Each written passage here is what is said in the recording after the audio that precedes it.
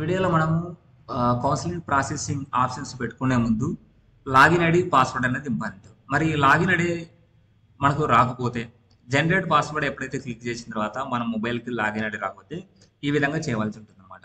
ఇక్కడ చూడొచ్చు మీరు వచ్చేసి దీంతో send SMS and get information అంటుంది ఇక్కడ వెబ్సైట్లో.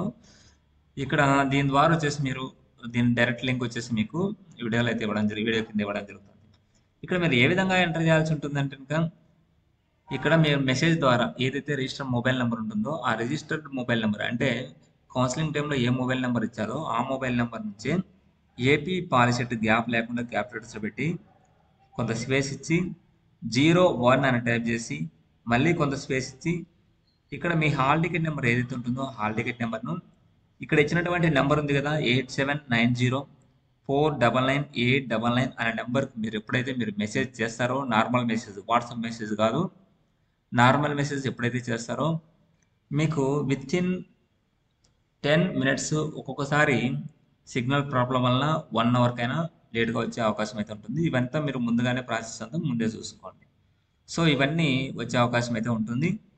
సో మీకు ఏదైనా రాకపోయినా కానీ అప్పటికీ రాకపోతే ఏదైనా డౌట్ ఉన్నా కానీ మీరు బోర్డుకు కాల్ చేసినా వాళ్ళు ఏదైనా చేస్తారు. కానీ బోర్డుకు ఎప్పుడంటే అప్పుడు ప్రతి దానికి చిన్న దానికి కాల్ చేయడం వలన వాళ్ళకు కూడా రిస్క్ ఉంటుంది. కాబట్టి పెద్ద దానికి ఆన్సర్ ఏం చేయరు. మీకు సమస్య పెద్దదైతే మాత్రమే వాళ్ళకి ఇన్ఫామ్ చేయాల్సి ఉంటుంది.